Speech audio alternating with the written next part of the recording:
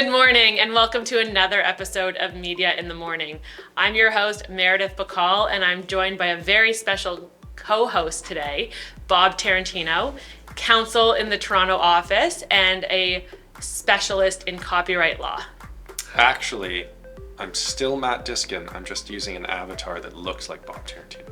Oh, that makes a heck of a lot of sense. I was concerned that Matt was otherwise lost in the metaverse, couldn't get out, but this makes way more sense. Can't get rid of Matt Diskin that easily. As much as I try. And we are also joined by a senior managing associate in the St. Louis office, Ben Harbuck. Ben and I work together quite a bit in the trademark space, so it's so nice to have you here virtually and that you were able to join us today. Thank you so much, Ben. Great, thanks Meredith, glad to be here.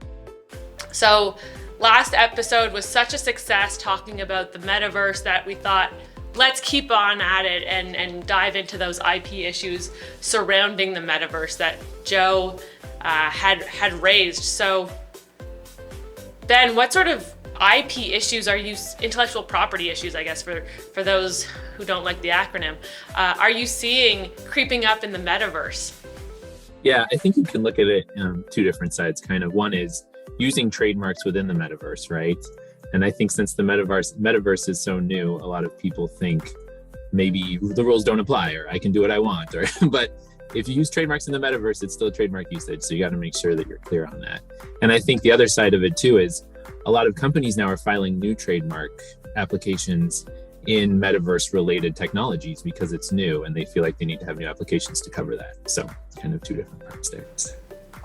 So there's the trademark side for sure, and Matt, Bob, whoever you may be today, what sort of copyright issues are we seeing in the metaverse pop up?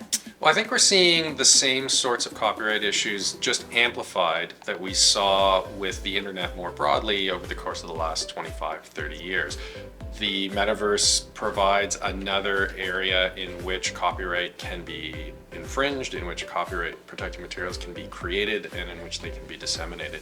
So what we're really seeing is a lot of the same issues that we've tackled over the last generation really becoming amplified and more granular and frankly more complicated because of the jurisdictional issues or sort of as a result of some of the jurisdictional issues that we are trying to address. So Ben, I had a question for you though in terms of the trademark rights.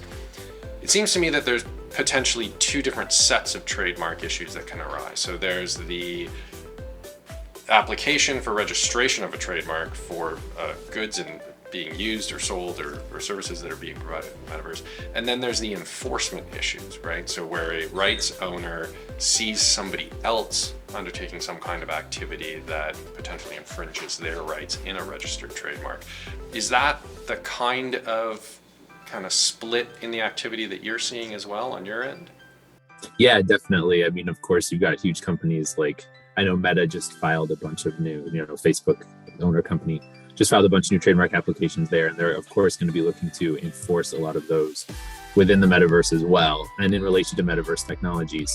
And I think that the trick in the metaverse, too, is one of them is going to be finding those infringements in the metaverse, right? The metaverse is a large place. So you got to find them, identify them, and then figure out who is implementing those in the metaverse and go after them. Yeah, so it's a little tricky.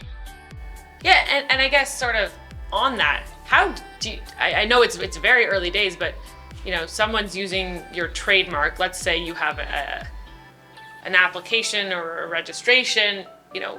If they're pretending to be you, is there a way? Do we even have a process yet to peel back to find out who's really behind the infringement, or are we still in early days in figuring out even the process to identify the bad guys? Yeah, I don't think there's really, I think we are in the early days. There's not really an established process to do that yet. There's the companies that run various metaverse technology, of course, like Meta, of course. And so hopefully I would think it would kind of work similar to like what Bob was saying, things from the internet space can be transferred over here. So for example, in the internet space, you see an infringer, you can go talk to the registrar for that domain name, things like that. And so I imagine the enforcement system will become solidified as something that's similar to that, where if you can't tell who it is, you can go to the company that's running the services, for example, and hopefully they can give you information who to go after. So yeah. For sure. So I guess for our clients back at home or back in the office, what sort of steps can they take now to best position themselves to protect their brands, to protect their copyright in the metaverse while it's still early days and before the field gets a little, for lack of a better word, crowded? What can they do now? Yeah, I think one thing is they can look at whether there's new applications they should be filing in the metaverse, depending on how involved they are in the metaverse themselves. And then I think just generally getting acquainted with metaverse technology, like a lot of us just don't know much about it right now, right? And so getting acquainted with how that works, figuring out the best ways that they can see if those marks are being used, just kind of, consulting with their attorney, of course, I should say as an attorney, and figuring that out too. But yeah, just get acquainted with it, figure it out, see if you need any new applications. So. Yeah, and one thing I think which needs to be underlined a bit is there isn't a single metaverse, right? There are multiple metaverses out there, right? Or if there aren't at the moment, there certainly will be.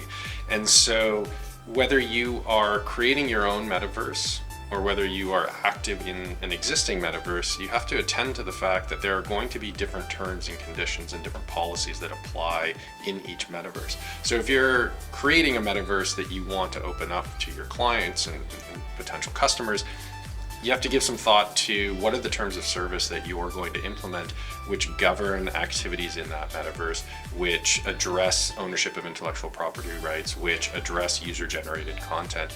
And similarly, if you're going to be active in a metaverse, you have to familiarize yourself with what the constraints are on your activities in that metaverse environment. So for example, if you are creating new content in that environment, what do the terms of service say about who owns it? And can you move that content, and can it be transacted with? Again, just to Ben's point, I think those are the kinds of questions that ultimately you can benefit from the guidance of a lawyer in answering. For sure, and sort of on that point, just thinking liability that you could have as a metaverse creator, right now there's copyright, you could be liable for, secondary copyright infringement. In Canada, there's the equivalent in the States if you're put on notice that there's an infringement going on. So what sort of steps that you as the operator of the metaverse can take to, once you're notified of an infringement, to sort of take that down and to ensure that your users aren't engaging in infringement that you ultimately could be liable for, sort of the steps ahead that you could be taking and thinking about, for sure. Okay, well, that is a lot to noodle over. In such a new world, there are already so many legal issues. I guess it's only going to get better or worse depending on where you sit as time goes on. But Ben, Bob, Matt, so great having you all here today. Thank you so much for your time. This has been a great episode of Media in the Morning. Dentons is a global legal practice providing client services worldwide through its member firms and affiliates. This episode is not designed to provide legal advice, and you should not take or refrain from taking action based on this content. Please see dentons.com for legal notices.